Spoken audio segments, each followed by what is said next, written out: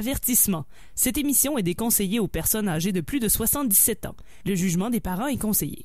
Vendredi 5 octobre, 17h30, mon nom est Tania Beaumont et vous écoutez La Vie en BD.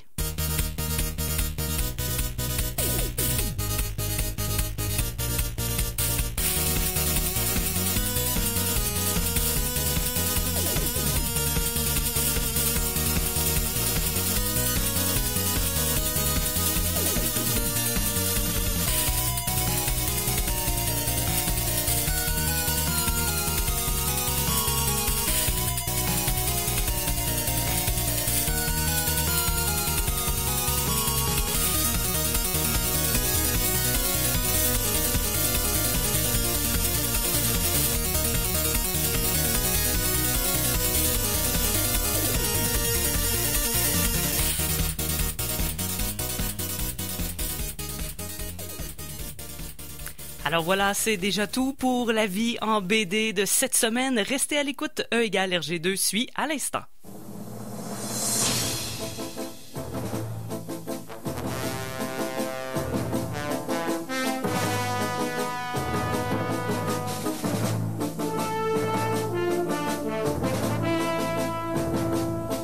Bonsoir tout le monde, bienvenue sur les ondes de CKRL 89.1. Vous écoutez E égale RG2, votre rendez-vous hebdomadaire de bande dessinée sur les ondes de CKRL. On fait ça tout l'été, car bien sûr, quoi de mieux pour passer un bel été que de rester à l'intérieur et de lire de la bande dessinée. Mais là, c'est l'automne.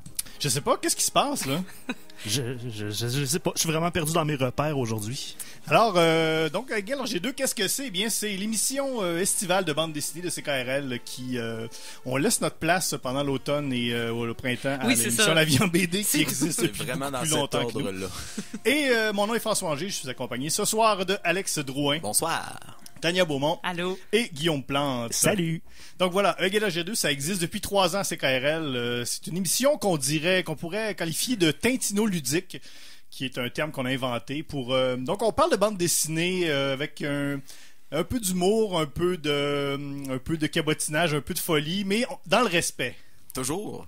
C'est vraiment... c'est ce qu'on fait. On se moque un peu des fois, mais c'est toujours dans le respect. Toujours dans le respect des auteurs, dans le respect de l'œuvre. Mais on choque presque personne. Presque personne. Sauf un gars, une fois. Donc, ce qu'on a fait depuis ces 3 dernières années-là, on a fait la première année, on a fait toute l'œuvre de Tintin. On a fait tous les albums de Tintin au complet. La deuxième année, on a pris le meilleur et le pire album de toutes les séries classiques de bande dessinée. On en a parlé. Et cette année, ce qu'on a fait, c'est un combat des genres. Donc, on a pris un genre de bande dessinée à chaque semaine. On a choisi un album par chroniqueur et on en a parlé. Donc, on a fait un combat des genres. Et là, ce soir, Raymond Poirier, à la dernière minute, nous dit ça nous prend quelqu'un pour me remplacer. Et là, on pouvait pas laisser passer. On pouvait pas laisser passer. Surtout qu'il nous en manquait un parce qu'on en a, cette année, il y en a un. On a eu un épisode de moins. Oui. Donc, on en avait besoin d'eux pour remplir le contrat. Il était-tu comme déçu quand on a répondu oui parce qu'il disait ça pour être poli? Il est trop tard pour ça maintenant. On est déjà assis au studio. On est là. Et donc, oui, on le remplace au pied levé et on va faire un peu la même formule qu'on a fait cet été, un combat des genres, mais comme il n'y a plus de genres, on a tout fait. On les a toutes faites. Même ceux qu'on n'a pas fait, on les a fait. Ce qu'on fait ce soir, c'est qu'on va parler de 4 albums d'auteurs de bande dessinée connus. Mais on va parler de leurs premières œuvres. Donc, de quoi ça avait l'air avant les grands classiques, avant la célébrité. Voilà. Donc, des auteurs qui en arrachaient, qui vivaient dans des petits appartements malfamés. Ben, c'est comme Brad Pitt dans Thelma et Louise. Oui. C'est exactement ça. Exactement. Donc, comment ça fonctionne? Pas ce soir, là, parce que justement, là, visiblement, on est l'automne, je sais pas trop. Mais on a une fascination quand même pour certains trucs. Il y a des choses un peu qui gèrent l'émission. Donc, nous, depuis l'album Le Lotus Bleu, depuis qu'on a fait l'album Le Lotus Bleu, on a une fascination pour un instrument qui s'appelle un goniomètre. Et Guillaume, pour les auditeurs qui se joignent à nous, qu'est-ce qu'un goniomètre? Pour les incultes, un goniomètre est un appareil qui sert à mesurer les gonios. Voilà, exactement. Donc, le goniomètre a un peu pris le contrôle de nos vies, de notre émission, et c'est lui qui décide donc de qu'est-ce qu'on fait. C'est lui qui décide, en tout cas, de plein de choses. Ce soir, il nous a laissé tranquille, heureusement, on l'a réparé. Donc, enfin. Donc, pas de goniomètre ce soir. Donc, pour ceux qui... c'est le fun d'avoir le libre choix, c'est le fun. Oui. Donc, ce soir, on a décidé par nous-mêmes qu'est-ce que nous allions lire. Et on peut même en parler tout de suite. Donc, voilà, on a 4 albums... 4 albums pas classiques du tout, d'auteurs très célèbres. On va commencer avec toi, Alex. Qu'est-ce que tu nous réserves? Le plus célèbre d'entre tous. En fait, une amie de l'émission, du moins cet été, on a parlé quelques fois de ses œuvres. Zvian, et moi je vous parle ce soir de son album premier album professionnel qui s'appelle Le Point B. Et Guillaume avec une brique. Oui, moi je vais aborder un duo pilier de la bande dessinée européenne, c'est-à-dire Goscinny et Uderzo. C'est pas leur première collaboration, mais c'est une de leurs premières œuvres. Je vais parler de Luc Junior. Excellent titre. Tania? Moi, je suis retombée dans nos anciennes amours, alors je suis allée visiter Hergé avec Quick et Fluke, qu'on connaît beaucoup pour avoir vu à la télévision, mais bien sûr, ces personnages-là viennent d'une bande dessinée qui était faite un peu en même temps, mais c'est les deux personnages qu'il a délaissés au profit de Tintin. Donc, on va essayer de redonner les lettres de noblesse à Quick et Fluke ce soir. Bof. C'est-tu nécessaire? On le saura après l'émission. Et pour moi, je m'attarde à Gottlieb, qui écoute, l'auteur de BD comique humoristique le plus célèbre et le meilleur, à mon avis, celui de pas mal tout le monde autour de la table. Que j'en voyais un dire Tania qui, non? Non, je suis d'accord avec ça. Okay. Alors, moi, je prends une des premières œuvres de Gottlieb, Nanar, Jujube et Piette. Nanar, c'est le terme qu'on donne ça aux films super poches. Film pas bon, ouais. Ça regarde bien mal. Ouais, Jujube, c'est un terme qu'on donne aux jujubes. Et Piette, c'est le terme qu'on donne à notre performance ce soir en ondes. Oui, donc c'est pas si pire que ça, on va écouter une chanson. On va écouter une chanson, ben oui, et ça sera quoi, Tania Beaumont, la chanson qu'on écoute? Attends, avant, je pense qu'il faudrait que tu nous parles de nos commanditaires. On a-tu des commanditaires? Ben oui, on a des... oui, t'as un petit peu. Je pense que ça a été difficile de le trouver parce que normalement, on est l'été, puis là, on a une émission d'automne, là, mais je pense qu'on en a trouvé. Ben oui, je viens de voir ça, là. Ça nous dit ici que E égale RG2 est une présentation du Musée d'Histoire Obscure du Québec. Depuis plus de 40 ans, c'est la référence en référence obscure en Amérique du Nord. Pensez à toutes les choses dont vous vous souvenez. Nos recherchistes ont ramassé tout le reste. Vous rappelez-vous du Dépanneur olympique avec Michel Chartrand, Super Samplon avec Michel Forget, les 2 albums de Stéphane Basse? Ben non, vous vous en souvenez pas. Nous, oui. Jusqu'au 15 décembre, profitez de notre exposition sur la série Semi-détaché avec nul autre que le comédien Alpha Boucher pour vous servir de guide accompagnateur. Entre 2 salles, passez à notre bar, étanchez votre soif avec une succulente Da et ses arômes de houblon et de sulfate de cobalt. Gâtez vos enfants avec un délicieux Monsieur Juteux. Quelle saveur? À l'orange! Tous les vendredis, c'est une soirée dansante avec notre DJ qui jouera en boucle les 2 seules chansons. Je viens de voir le reste. Les 2 seules chansons de sa playlist inconditionnelle de Art Rouge et Il y a trop de beaux gars de Sylvie Davio. Suivi d'une prestation musicale de Joey Tardif. Le musée d'histoire... C'est mieux que le Grévin à Montréal. C'est vraiment meilleur. Le musée d'histoire obscure du Québec pour se rappeler pourquoi on a oublié. Tabarouette. Wow. Ouais, je me rends compte que c'était Jean-Claude Chartrand, pas Michel Chartrand. C'est pas vraiment... Michel Chartrand, le célèbre syndicaliste. Qui jouait dans le Dépanneur olympique. Ah, merci. Bon, ben voilà. Merci de nous commenter. Merci beaucoup. Alors, on va écouter une chanson, le temps de se remettre de nos esprits. Parce qu'on l'oubliera pas, celle-là. Seba et Org avec Vintage à l'os.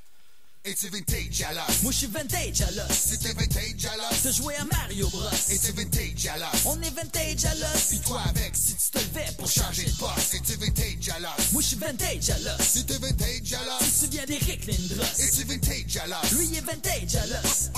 Dans le bon vieux temps, ça se passait de Hey, même. vintage à l'os, c'est pas trop précis. C'est Jean Bobino, les 100 watts de Gracie. Les années disco, psycho par-ci. Steinberg, Chris Guy, c'est un état d'esprit. Tu faisais du bac avec une carte de base dans ta roue. C'était Twinking des Willy pis de la race dans ta rue. T'étais dans la gang des trucs pis dans la gang des BMX. T'avais un t-shirt de Maiden, tu lisais Astérix. Le nom de tes chums, c'était Mélanie ou ben Rick. Le dernier gadget à mode, c'est un cube Rubik. Quand ça fumait dans les écoles, quand t'avais pas de nip. Quand t'allais au Perret, pogner des des mini-sites. Si t'avais un support, sa TV comme antenne. Tu recevais 12 cassettes par la poste pour une scène. Y'avait les Nordiques, puis y'avait les Expos.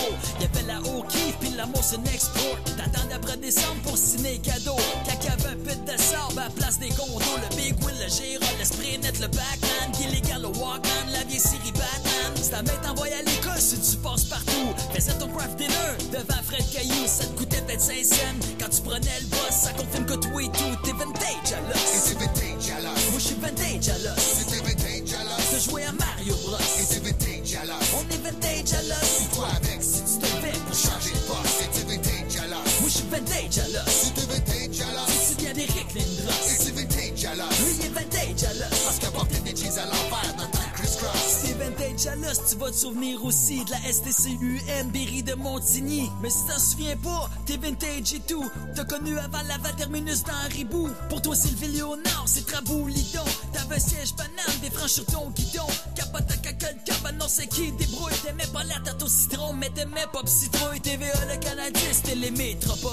Ta humaine, dans une paix à BO, pas l'épaule. Assis dans le salon, tu m'as pose près, tu t'étoses. La poutine dans ce temps-là, c'était rien qu'une frite sauce. Si t'as déjà voté à des référendums, les meutes de la Coupe Stanley, sur Sainte-Cat au forum. Par Belmont, t'as des hommes, l'Aquapark, Floralie, le zoo du parc La Fontaine, village de Nathalie. Si tu soupais devant Michel Louvain, que t'allais te coucher avant Michel Jasmin, pis qu'avec ton Big Wheel, tu jumpes d'un boss, ça prouve que toi et tout, t'es vintage à l'os. Et c'est vintage à l'os. Moi j'suis vintage à l'os. C'était vintage à l'os. T'as joué à Mario Bros. Et c'est vintage à l'os. On est vintage à l'os. Et toi avec, si tu Tu te fais pour changer de poste, c'était vintage à l'os. Moi j'suis vintage à l'os. C'était vintage à l'os. Tu viens d'Éric Et Lindros. c'est vintage à l'os. Lui il est vintage à l'os. Parce qu'à porter des jeans à l'envers dans ton criss-cross.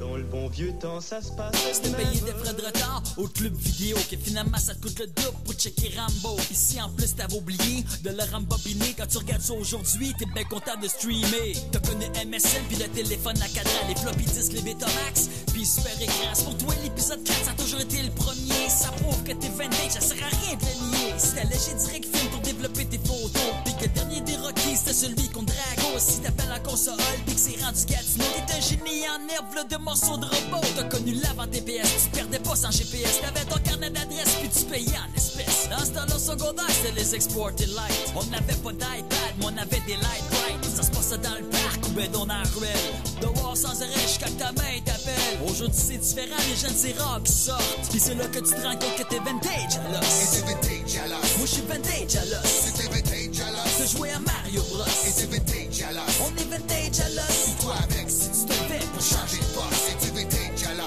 Moi, j'suis vintage à l'os. C'était vintage à l'os. Tu viens d'Éric Et Lindros. c'est vintage à l'os. Lui, il est vintage à l'os. Parce qu'à porter des jeans à l'envers dans ton criss-cross.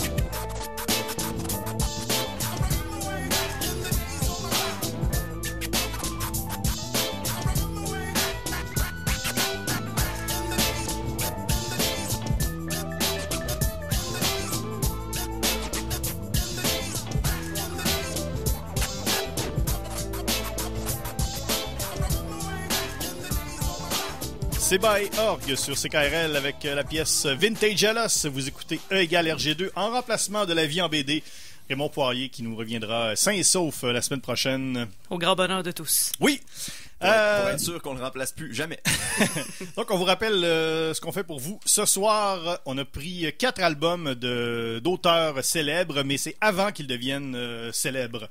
Donc, on rappelle ce qu'on a. On a le Point B de Svian, on a Luc Junior, on a de Uderzo et Goscinny. On a Quick et Flupk de RG. Je pense que c'est un P muet, Flupk. Là, c'est Flupk, faut tout dire. C'est toutes les lettres, comme en latin. comme en latin. Et Nanar, Jujube et Piette de Gottlieb. Si jamais vous avez des questions à nous poser pendant l'émission, si vous avez des commentaires, vous pouvez le faire sur notre page Facebook, le facebook.com/RGCKRL, HERGCKRL. Vous pouvez également aller télécharger toutes les vieilles balados des 3 premières saisons sur iTunes et sur le erg2.com. Et on a également un Twitter. On n'a pas de compte Twitter, mais on a un hashtag personnalisé, notre hashtag à nous qu'on avait sous-loué un DVDT, mais là on a refait de la place, donc il est totalement disponible.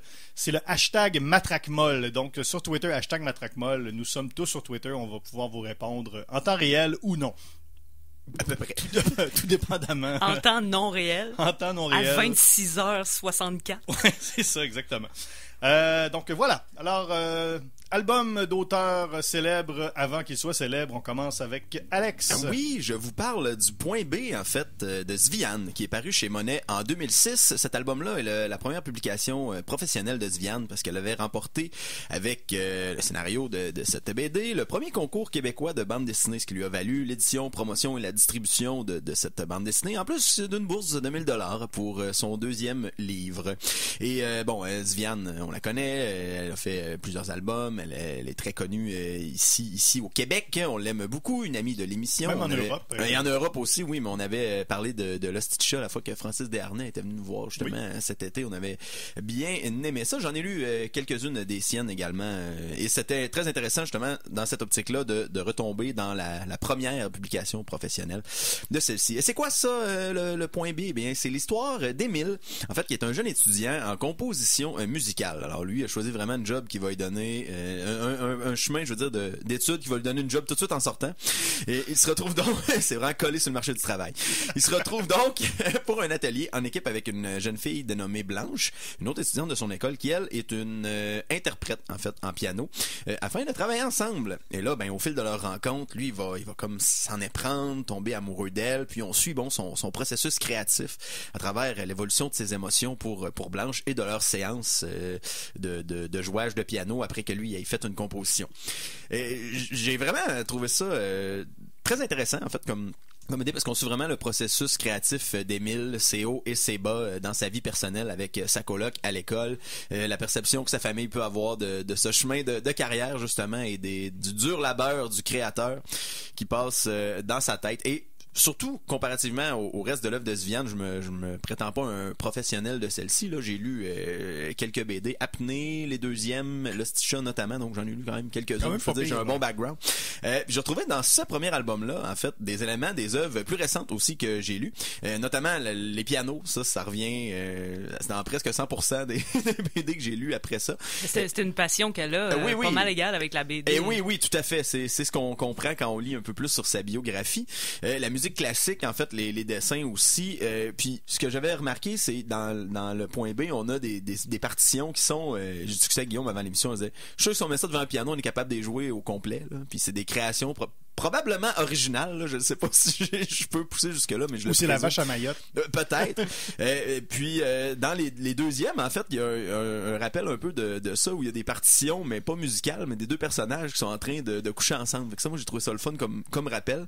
Le ton aussi, les sujets, à un moment donné, Émile est bien dans la misère, il est très très down. Ça me rappelait un peu justement le sujet d'apnée, en fait, qui est ça un peu la dépression et le fait de pas se retrouver. Alors, les relations hommes-femmes aussi se présentent dans ces autres œuvres. Donc oui, j'ai vraiment aimé ça, surtout dans l'optique justement du comparatif avec le reste de l'œuvre. Alors, le Point B de Zvian chez Monet, très intéressant.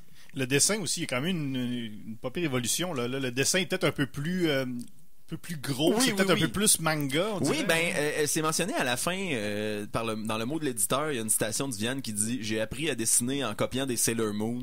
C'est clair dans cette BD-là. Parfait. Alors, voilà, le Point B, pendant la deuxième heure, là, on en parle un peu brièvement, mais dans la deuxième heure, on va avoir un quiz. On va avoir des questions, plein de choses à dire sur ça. Aller plus loin. Hein. On va creuser dans les tréfonds des cavernes. Et on poursuit donc, voilà pour Zvian, on poursuit avec Goscinny Uderzo et Luc Junior. Oui, j'ai lu pour vous l'intégrale de Luc Junior qui a paru aux éditions Albert René en 2017, je crois, qui ont fait une réédition du duo, encore une fois, historique René Goscinny et Albert Uderzo, qu'on connaît très bien pour les aventures de Jean Pistolet. Et également pour une obscure série nommée Astérix. J'ai jamais entendu parler. Je connais pas. Je sais pas c'est quoi. Oui, c'est dans leur première collaboration, c'était, je pense que c'était justement Jean Pistolet. Il était déjà connu un petit peu. C'était un peu les stars C'était un peu des vedettes du style à l'époque. Sauf que là, il travaillait notamment pour le journal La Libre Belgique, qui tous les jeudis faisait un petit feuillet pour enfants appelé La Libre Junior. Alors, vers 1954... il y avait le succès incroyable de Tintin. Alors, les éditeurs de La Libre Junior leur ont dit « Hey, on aimerait ça avoir notre reporter intrépide. » Parce qu'à l'époque, les bandes dessinées de reporters intrépides, c'était comme les films de super-héros aujourd'hui. Il y en avait à tous les coins de rue. Mais là, il voulait pas juste de quoi qui ressemble à peu près à Tintin. Il voulait un jeune reporter intrépide avec un chien et un adulte bourru qui était avec eux en guise de sidekick. Ça me dit quelque chose. Goscinny a comme fait « OK, d'abord, ça l'emballait peut-être moyen de faire une copie conforme de la plus grosse BD de l'époque. Mais OK, alors avec son bon ami Uderzo, ils ont décidé de faire les aventures de Luc Junior, c'est-à-dire que c'est le fils de Luc, qui travaille pour le journal Le Cri, qui le rédacteur en chef est Monsieur Bombin, qui a comme particularité de crier tout le temps. Fait que dans le fond, Luc Junior, c'est pas mal Tintin après 8 cafés. C'est un petit peu plus nerveux, il est plus caractériel, c'est moins clean un petit peu. Mais c'est convenu. C'est vraiment beaucoup convenu. Si vous me dites, il va dire des bonnes choses sur Luc Junior, je veux pas blaster la série, mais c'est correct. Mais c'est critiquement juste correct. C'est tout, quand on est en 60 ans plus tard, on a tout pas mal vu ce qui se font. Fait que la premier album, c'est ils tombent malgré eux sur une famille de cambrioleurs qui s'appelle la famille Je Vole. Bravo. C'est comme avoir une famille fin. de comptables qui s'appelle Je compte des chiffres. Fait que c'est pas le fun. Dans le fond, c'est une commande puis ça paraît. Oui, ça fait sourire dans le fond parce que le chien Alphonse qui a pas d'odorat parce qu'il sert un peu à rien. Il pense un peu comme Milou, mais il arrive pas à se faire comprendre. Fait que dans le premier album, il mime, sauf qu'il se fait pas comprendre parce que c'est un mime de bouette. Puis après ça, il essaye de faire les mêmes mimes à la police. Et après ça, il y a un autre album où est-ce qu'ils vont dans l'espace, bien sûr. Et sauf que là, ils se font Vous savez ce que j'en pense quand ça va dans l'espace. Hein? Là, c'est parfait parce qu'ils se font comme invités par un scientifique allemand. À leur voyage dans l'espace, la préparation, c'est genre, le scientifique débarque chez eux et genre 15 minutes plus tard, OK, on s'en va dans la fusée. Puis pas plus de préparation que ça, pas de scaphandre. C'est comme dans War of the Worlds d'Orson Welles, tu sais, ça commence puis 15 minutes après, les martiens sont déjà là, tu sais, puis tu te rends pas compte. T'sais, des fois, le temps, c'est élastique dans la fiction. Ouais, à peu près. Okay. Merci. Ce que je trouve amusant dans la série, c'est que avoir le personnage principal, Luc Junior, fils de Luc. Oui, c'est ça. Est-ce que Luc est là? Non, Luc père, non. Okay.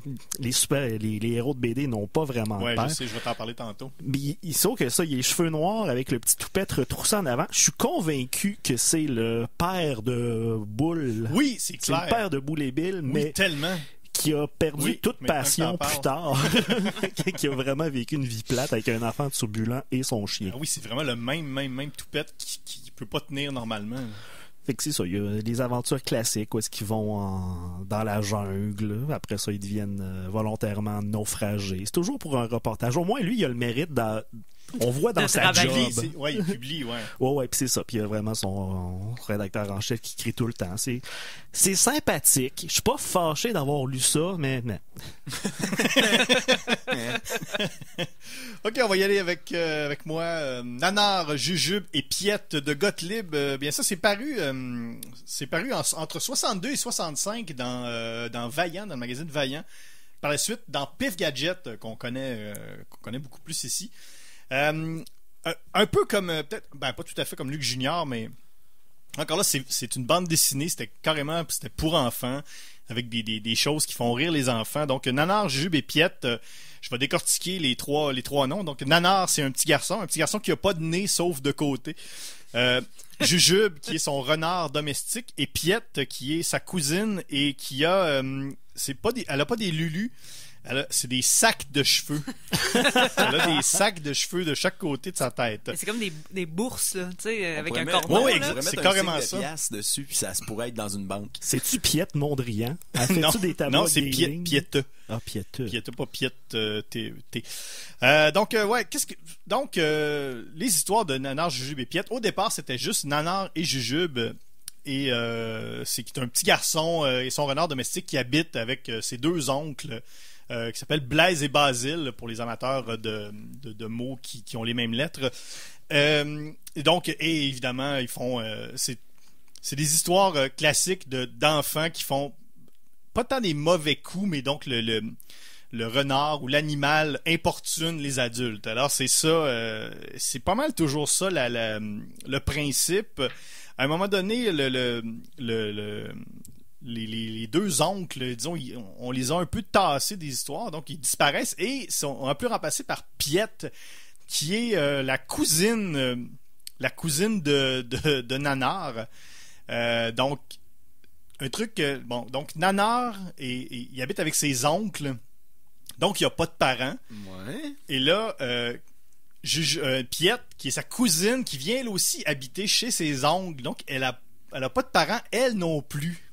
C'est quand même... C'est très bizarre. C'est très bizarre. C'est... Fait que les cousins-cousines vivent chez leurs oncles, mais pas leurs oncles qui seraient leurs parents à Ils n'ont eux. pas de parents, là. Les deux ont individuellement pas de parents. Ils sont cousins-cousines.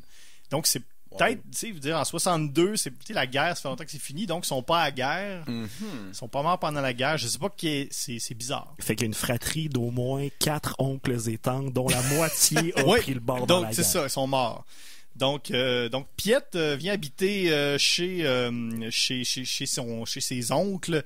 Et là, évidemment, avec le renard, donc il se passe plein d'affaires. On importune des adultes. C'est des petits, c'est des schnappants, des sacripants. C'est un peu ça. Et c'est de l'humour. C'est très très très bon enfant. C'est très rigolo là, pour les enfants. Et au fur et à mesure de la série, sans dire que les deux personnages principaux, les deux enfants prennent moins d'importance, il y a beaucoup plus d'animaux. Là, on reconnaît vraiment le Gottlieb qu'on a vu par la suite. Il y a beaucoup d'animaux. Les animaux ont des espèces de caractéristiques bien spéciales. C'est les premières apparitions de Guéluron, qui est devenu un succès en lui-même. Et au début, Guéluron, il est un peu magané, là. Il est un peu potelé, Guéluron. C'est pas le beau Guéluron qu'on connaît. Alex a l'air perplexe, c'est un chien Guéluron, c'est pas un pain. Ah! Ouais. Les aventures d'un pain, j'étais intéressé. Merci. C'est ça. Puis vers la fin, on reconnaît un petit peu plus l'humour de Gottlieb. Là. Ça s'en vient un peu plus bizarre. Là. C'est beaucoup plus intéressant vers la fin. Au début, là, c'est très pour enfants. Mais ouais, c'est le fun d'aller quand on aime Gottlieb, on voit un peu le départ là, de plein de choses. Et il y a des trucs bonus intéressants aussi, d'autres personnages, un personnage qui s'appelle Klopp ou une affaire de même, qui ça ressemble pas du tout au style de Gottlieb. C'est un personnage qui est un peu plus abstrait. Une grosse cigarette. Donc, ouais. Donc il y a plein de petits trucs comme ça. Il y a même des jeux, un peu à la rubrique à braque. Donc bien intéressant. Nanar, Jujube et Piette. C'est paru chez Glénat. C'est un intégral il y a quelques années. Madame Beaumont, on termine ça avec Quick et Quick et Flupke. Flupke. Je veux dire Fluke pour les Ouais, c'est besoins correct. de la cause. Fluke Junior. Fluke Junior. Mais en fait, Fluke, c'est en bruxellois et ça veut dire un petit Philippe. Ah. Ouais, c'est comme petit Phil, mettons, en québécois. Ok. Mais à Bruxelles, on dit Fluke. Ou Flupke. Flupke. Flupke. Voilà. Donc, c'est l'histoire de ce nom. Flupke. C'est donc le petit blond. Vous connaissez le duo de personnages. Et l'autre est un peu plus grand, avec les cheveux noirs. En fait, ce ne sont pas ses cheveux, mais c'est un béret qu'il porte. C'est pas un sac de cheveux comme... Piette. Non, c'est un béret. J'ai toujours cru qu'il avait juste une coupe bol avec une petite couette sur la tête et une petite frange de toupet. Mais C'est officiellement un béret. c'est officiellement un béret, mais il y a quand même une petite frange de toupet qui est drôlement la même couleur que son béret. Donc, beau travail là-dessus. C'est une série de Hergé qu'il faisait dans les années 30, ça a été très très fort entre 1930 et 1935. Donc on est en parallèle avec le début de Tintin à ce moment-là, et Tintin prendra de la popularité, donc il va délaisser Quick et Flux. Ça continue par exemple jusqu'à 1941, mais on va faire aussi des rééditions un peu plus tard, et je pense dans les années 80, on va faire une version pour la télé des aventures de ces deux personnages. C'est donc des albums avec 2 pages, un gag, voilà, parce que c'était dans la formule du journal Petit 20e. Et c'est bien parce qu'on n'a pas toujours la même rythmique de cases, disons. Des fois, ça va être 4 grandes cases. On n'est pas vraiment dans le strip nécessairement. On se laisse quand même une liberté sur le nombre de cases sur les 2 pages. Mais à la fin, il y a toujours une chute, il y a toujours un punch. On y va avec un gag. Et on est dans 1930. Hein? Donc, on est dans le gag peut-être des fois un peu plus facile. La tante saute qui n'entend rien. On fait un drôle de rêve. Et il y a quelques personnages qui sont récurrents, entre autres l'agent 15, qui ressemble drôlement à Dupont et Dupont. C'est probablement leur frère jumeau, genre Dupont avec un pas de T, pas de D. Leur frère Jupon. Probablement. Dupont avec un X. Je pense que c'est lui, mais c'est l'agent 15 qui peut avoir sa propre histoire aussi. Je vous en raconte une.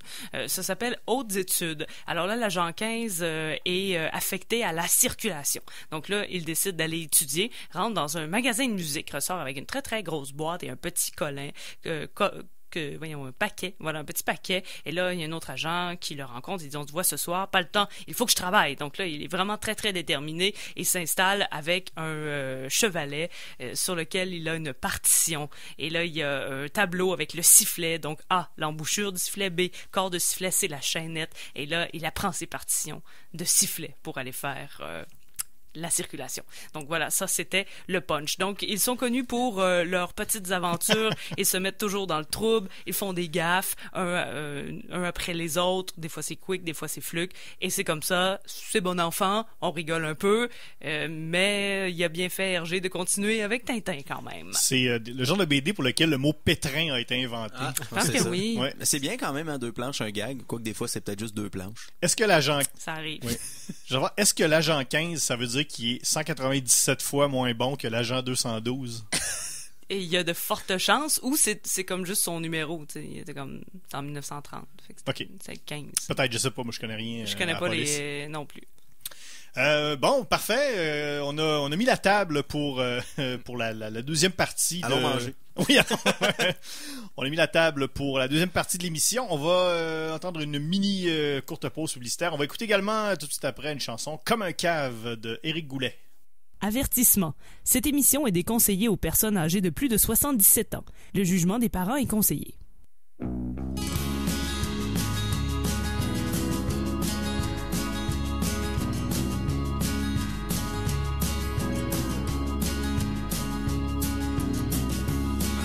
Elle a dû s'évader pour bien longtemps.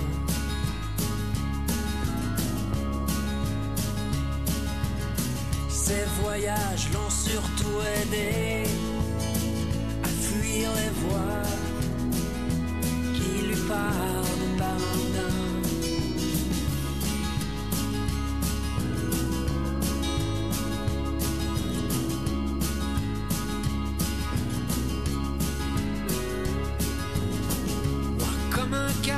Je suis amoureux d'elle et elle de moi.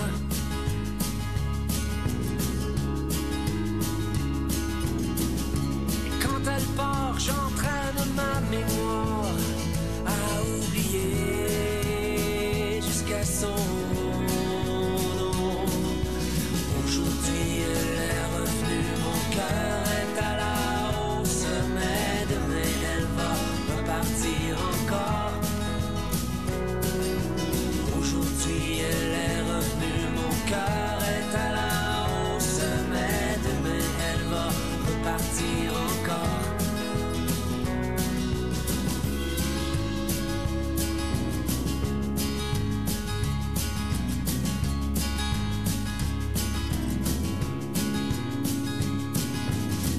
Les autres que j'ai fréquentés successivement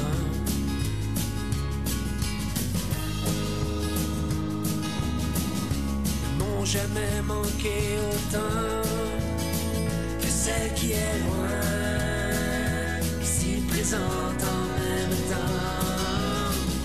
Moi, comme un cave, je suis amoureux d'elle et elle de moi. Des fois. Et quand elle part, moi je traîne dans les bars pour oublier jusqu'à mon nom. Aujourd'hui elle est revenue, mon cœur est à la hausse, mais demain elle va repartir encore. Aujourd'hui elle est revenue, mon cœur est à la hausse, mais demain elle va repartir encore.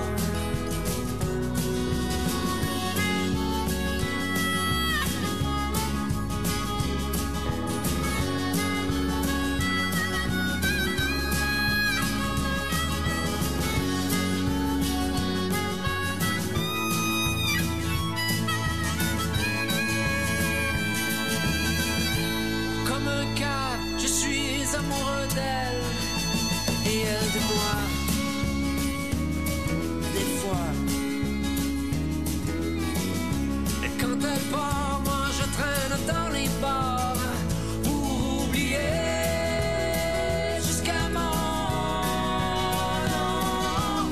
Aujourd'hui elle est revenue, mon cœur est à la hausse, mais demain elle va repartir encore.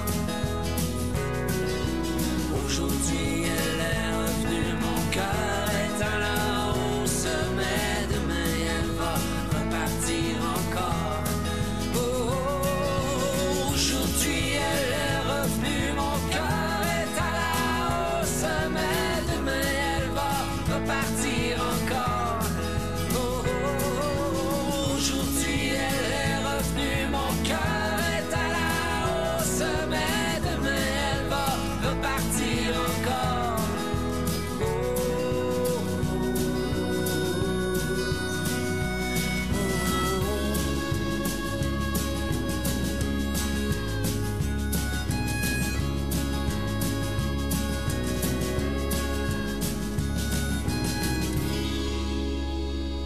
Éric Goulet avec Comme un cave, une chanson de son groupe Possession Simple qu'il a refait à la sauce country folk un peu, Exactement. au goût du jour. Vous écoutez E égale RG2 sur CKRL, c'est votre rendez-vous estival de bande dessinée qui se poursuit pendant l'automne. On remplace exceptionnellement ce soir Raymond Poirier et La Vie en BD qui sera de retour avec vous la semaine prochaine. Mais on parle quand même de BD à notre façon. Oui, oui. Et donc ce soir, ce qu'on fait, c'est on parle des bandes dessinées d'auteurs célèbres, mais tout juste avant leur célébrité. Avant qu'ils soient des auteurs célèbres, Leur projet qu'ils moins soient- connu. Leur projet moins connu. ils étaient juste des auteurs. C'est ça, exactement. Donc, on a fait une présentation des 4 albums qui, je vous le rappelle, sont Le Point B de Svian, Luc Junior de Uderzo et Goscinny, Nanar, Jujube et Piette de Gottlieb et Quick et Flupke de RG. Felupeke. Felupeke. Débaptisez pas mon personnage. Mais si tu dis Felupeke, tu te tromperas pas. Tu sais, Ouais. ça te donne comme une syllabe de plus. Ouais, mais ça me donne un air niaiseux. Ouais, aussi. peut-être. Ouais. C'est que oui que. Et Felupeke. Alors voilà, vous êtes toujours sur CKRL, c'est E égale RG2. Vous pouvez, si jamais l'envie vous prend de nous D'interagir. avec nous, c'est sur facebook.com/RGCKRL, HRGCKRL, et également sur hashtag MatraqueMolle sur Twitter. On n'a pas de compte Twitter, mais on a un hashtag personnalisé qu'on a fait rénover. Très cher payé. Très cher payé. On est également sur le web, sur erg2.com, et là-dessus, il y a tous les podcasts, toutes les informations. On est sur iTunes également, et sur Google Play. Je vais faire un petit tour de table. On s'est pas revu depuis la fin de l'émission c'est vrai, cet ça. été. Ouais. Combien on a d'abonnés sur Google Play, Alex? Vous en dites 2. Mise à jour. Moi, je pense que ça a débloqué, puis on en a 100. Guillaume? Non, on n'a pas. On a toujours 0. Bravo, Guillaume. Guillaume, il sait comment ça marche. Ouais. Il a compris, il est là. Il est quick. Il est quick. Il est quick. Il est-tu quick et flip, par exemple? Non, je suis pas très flup. C'est vrai que t'es pas très flou. Ouais. S'il y a une chose qu'on peut dire de toi, Guillaume, c'est que t'es pas flûte. Cet homme n'est pas flûte. Pas flûte. Tu portes très mal le béret. Flûte, mais flûte égale. Bon, alors voilà, la présentation des albums est faite. Maintenant, on passe au Gogno Quiz. Le quiz, les questions. On va essayer d'approfondir avec des questions toutes aussi pertinentes les unes que les autres. On va commencer dans le même ordre que dans la première demi-heure. Alex, on commence avec toi. Est-ce qu'il y a dans le plan B une mention de l'allégorie de la caverne qui a quand même une bonne recrudescence d'intérêt cette semaine? J'ai vu dans 2 articles. Ben oui. Mais non, pas de présence d'allégorie de la caverne à proprement parler au sens littéral, mais peut-être un petit... métaphorique? Un petit échantillon, oui, métaphorique au début où Émile, justement, l'étudiant en composition musicale, se fait présenter à des amis de la famille, se fait dire « Ah, tu sais, c'est mon fils, il étudie en musique. » Puis là, « Ah ouais, t'écris des chansons! » Là, non, c'est pas tout à fait ça que je fais. Tu dois aimer ça, Luc Plamondon. Ah non, on fait vraiment pas la même chose. Fait que j'ai l'impression qu'Émile, lui, est comme sorti puis il voit l'art, il voit l'objectif de sa vie, mais il comprend pas les communs des mortels autour qui apprécient pas la musique instrumentale. C'est bon. Guillaume? Non, dans Luc Junior, il n'y a pas d'allégorie de la caverne, il n'y a pas de caverne, il n'y a pas d'allégorie, mais il y a Aluderzo. Oui, parce qu'il avait flushé le bear dans son prénom à l'époque. Là. Fait que ça, il appelait vraiment Al. C'était juste Al. Ouais, c'est Al. C'est comme un gardien de but de la Ligue américaine. Ouais, c'est ça. Al Uderzo. Wow. Au premier but. Non, dans Nanar, Jujube et Piette, non, il n'y a pas grand caverne non plus. Ça se passe en campagne, en France, en campagne. Il n'y a pas vraiment de... Non, puis moi, les métaphores, je comprends pas ça. Fait que j'ai pas réussi à trouver rien comme toi, Alex. Voilà. Non, c'est assez relax de ce côté-là. Tania? Il n'y a pas d'allégorie de la caverne, aucune mention de. Et d'ailleurs, c'est tellement premier degré que je pense qu'on peut pas aller au niveau de la caverne. J'avais 8 ans, je trouvais ça un peu dull, Quick Fluke. Là. Fait que si un enfant de 8 ans reconnaît les failles du scénario, là, je sais pas quoi dire. Ça peut pas être sauvé. Deuxième question. Est-ce qu'il y a une citation de Marcel Proust? 0 citation de Marcel Proust, mais les titres des compositions d'Émile sont toutes intéressantes l'une que l'autre en latin. C'est quand même un art qui se perd. Puis ma préférée s'intitule Credo quia absurdum, qui ne craint pas l'absurde. Alors je pense que c'est une bonne citation pour décrire notre émission aujourd'hui. Guillaume? Il n'y a pas de citation de Marcel Proust. J'ai cherché une citation le fun pour dire à la place, mais j'ai comme rien trouvé. C'est toute tablette. Là. Luc Junior, c'est tout un succès. Non, moi non plus, il n'y a pas... Il n'y a pas de citation de Marcel Proust, mais à un moment donné, je jube pour cruiser, pour flirter une renarde. Il cite du Victor Hugo et d'autres gens célèbres. Et c'est pas une citation comme telle, mais Gottlieb a toujours eu une espèce de fascination pour les noms un peu compliqués et bizarres. Et il y a un chien dans l'histoire qui s'appelle Pilâtre Combe Horace. C'est vraiment bon comme... Nice. C'est pas pire, j'ai trouvé. Tania? Il n'y a pas de citation de Marcel Proust, par exemple. Hergé a trouvé drôle de se citer lui-même. En fait, ça, je ne sais pas si on l'a rajouté par la suite dans une réédition, mais il y a Flupke qui échange un livre qu'il est en train de lire contre le Diabolo d'un petit garçon qui passe, et il est en train de lire Tintin en Amérique. Donc, j'imagine qu'il se trouvait drôle là-dedans. Et est-ce qu'on voit sur la page de Tintin s'il y a le mot sabord? Juste, je demande ça pour un ami. Il n'y a pas le mot sabord, Okay, mais ça me fait penser que Quick et Fluke, on les retrouve quand même dans quelques albums de Tintin. Oui, oui, vrai, on les voit, là, ils apparaissent à certains moments. Il n'y a pas de sabord dans Tintin en Amérique, François. Je sais très bien de quoi je parle. Ils sont pas arrivés encore, non? Ouais. Oui, voilà pour les citations de Marcel Proust qui sont encore une fois inexistantes.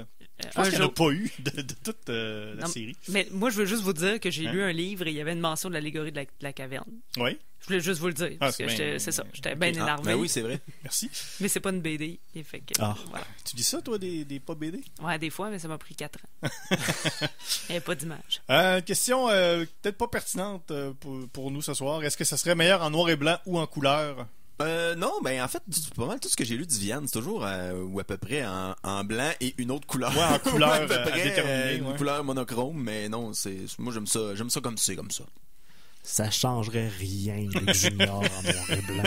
La vie ne veut rien dire. Ben moi, dans Nanar, Jujube et Piette, j'ai de tout. J'ai de la couleur, j'ai du noir et blanc, j'ai du noir et blanc et gris et rose. Donc voilà, j'ai de tout. Fait que moi, je suis couvert. C'est assez de base. Enlevez-moi pas la couleur de Quick et Flux, s'il vous plaît. Est-ce qu'il y a suffisamment de personnages féminins? Oui, il y en a, dont une qui est le désir du personnage principal. On pourrait dire que c'est à la limite du cliché, mais bon, c'est ça la trame narrative. Alors on y va avec ça. Et il y a également la coloc d'Émile qu'on voit dans ce BD-là qui s'appelle Lauriane. Très sympathique, elle le supporte bien. Ils n'ont pas de désir entre eux, donc ça c'est bien établi que c'est des amis. Puis très sympathique, donc on en retrouve deux qui gravitent autour de notre personnage. Eh bien, Luc Junior, en tant que bon Tintin des pauvres, suit la belle lignée d'avoir vraiment pas de personnage féminin important. Il n'y a même pas de Castafiore ou d'Irma pour padder un petit peu. Il y a Maman Je vole, qui est une voleuse qui est dans le premier. Sinon, il y a des hôtesses de l'air qui aiment pas leur job. C'est pas mal les seules femmes qui ont des dialogues dans la série. Bien, moi, il y a Piette. Il y a vraiment juste Piette. Piette et ses 2 gros sacs de cheveux. Qui arrivent plus tard, même. Oui, c'est ça qui arrive plus tard. Donc, ouais, il y a Piette et c'est pas mal ça. Ben, un peu comme Guillaume a RG en 1930. Pensez-vous qu'il y avait beaucoup de personnages féminins forts? Non, pas vraiment. Il y a une vieille tante qui sert au gag de « Je vais aller souhaiter la bonne année à ma tante » et c'est comme « Mais voyons, parle plus fort ». Puis là, finalement, tu sais, elle dit « T'es impoli, tu m'as pas souhaité bonne année ». Donc, il y a ce personnage-là qui mérite au moins 2 pages. Et à un moment, on voit aussi la mère de Flux. On voit le mollet d'une femme. On voit il y a des figurantes, là, mettons, à la plage, okay. Mais elles sont pas en bikini. Donc voilà, il y en a pas. Mais il y en a pas vraiment. Bon, ben, c'est plate. C'est 1930. C'est ça, c'est comme ça, on juge pas. Voilà. On juge le passé. Juge le passé. Ah ouais, ok. Bon, ok, d'abord. Est-ce que, avec un personnage avec qui vous iriez prendre une bière? Oui, moi j'irais avec justement la coloc d'Émile, Lauriane. Super smart, malgré même ses choix douteux de couple avec son, je cite, amant con qu'on voit dans le livre. Et elle supporte Émile au bout dans ses problèmes de vie. Alors moi je la trouve bien smart. Moi j'irais avec elle. Il n'y a vraiment aucun personnage dans la série. Luc Junior a l'air d'avoir 12 ans, puis toutes les autres sont des gros insupportables. Moi, j'irais prendre une bière avec Guy Luron. Ah! Puis là, j'y commanderais un paquet de bière parce que j'ai jamais vu ça, moi, un chien chaud. Jamais allé au baseball? Non. Moi, ben là, pas avec Quick et Flux, parce que de un, ils sont trop jeunes, puis ce serait vraiment bizarre. De deux, parce qu'ils sont tellement maladroits que c'est sûr que tout ce qu'on commande finit renversé. Donc, je prendrais pas de chance, mais avec l'agent 15, je pense que ça pourrait être drôle un peu, et d'après moi, c'est déjà un pilier de bar. Donc, j'aurais juste aller le rejoindre. Ouais. Il va décanter sa journée. C'est courir sûr. après les petits tannants. C'est sûr. Quand c'est ça ta job, mané, Courir après 2 enfants avec un bâton dans la main. Avec une matraque molle. Une matraque dure. Ah, tu Est-ce que... Attendez, j'ai même pas porté attention. Oui, parce que c'est ça. OK, faites un tour de table. Non, mais parce que pour ceux qui viennent de se joindre à nous, au départ, l'idée de la matraque molle, qui est notre hashtag personnalisé, c'est que Guillaume avait une théorie selon laquelle la seule chose qui pouvait... qui était un peu l'arme qui pouvait contrer Tintin, c'était une matraque molle. Parce qu'il se fait tout le temps assommer dans les souvenirs par une matraque molle, mais finalement, en lisant toute la série, il n'y a pas de temps de... Non. C'est jamais arrivé. On dirait aussi dans ma tête, c'est imprégné qu'il y a même toujours un coup dur. de gourdin mou dans la tête. Ouais, c'est le syndrome de Mandela. Ça. En fait, on s'est dit que c'était probablement dans les films d'animation pour montrer que la matraque bouge. Ouais. En tout cas, c'est ce qu'on s'est dit. Il n'y en a pas. Il n'y en a pas. Merci. Bravo, Tania. Beau travail. De feuilletage rapide. Merci. Une experte. Est-ce que vous trouvez un parallèle avec votre propre vie? Oui et non. Je ne suis pas un compositeur. J'ai déjà eu des envies pour des femmes et avoir eu une envie de les impressionner de différentes manières. Alors, c'est ce qui se passe un peu dans le point B. Ça t'arrive-tu encore? Pas de tes affaires. Et non, je peux pas aller plus loin. Je veux pas gâcher la fin du livre pour ceux-là qui voudraient le lire. Mais oui, il y a des éléments. C'est très très ancré dans la vie réelle tout ça. Alors oui, clairement. Est-ce que c'est comme dans une des histoires de Luc Junior et ce n'était qu'un rêve? J'espère que non. J'étais fâché. Est-ce qu'il y a eu un parallèle dans ma vie qui ressemble à Luc Junior? Oui, j'ai eu des journées un peu dolles. pas agressivement dolles, mais ordinaires. Moi, j'ai essayé de chercher, pas tant. J'ai jamais vraiment eu d'animaux de compagnie. As-tu déjà eu un kick sur ta cousine? Non. Non. Ah, je l'ai-tu dit, ça? Non, non, je l'ai pas dit. OK.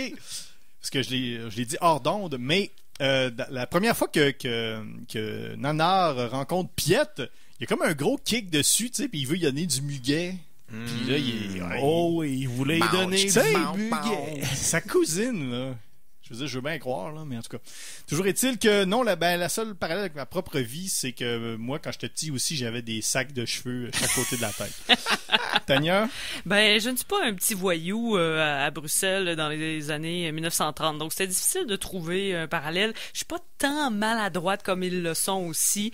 Ça marche pas. La seule moment où je me suis dit, peut-être un parallèle à faire, c'est quand Fluke lit Tintin en Amérique, mais encore là, moi, j'étais pas là à la première émission, on l'a fait, donc j'ai pas lu Tintin en Amérique. Par exemple, à la fin, il y a une superbe mise en abîme où Quick et Fluke tombent sur leur album de Quick et Fluke Vive le progrès. C'est très méta. Que j'ai lu. Donc, c'est le parallèle à faire. Point final. Wow! C'est... Je me suis reconnu Oui, quand même. dans deux petits gars. Ben oui. Mais qu'est-ce que ça veut dire, ça? Si Quick et Fluke trouvent l'album dans lequel ils sont, qu'est-ce que ça veut dire, là?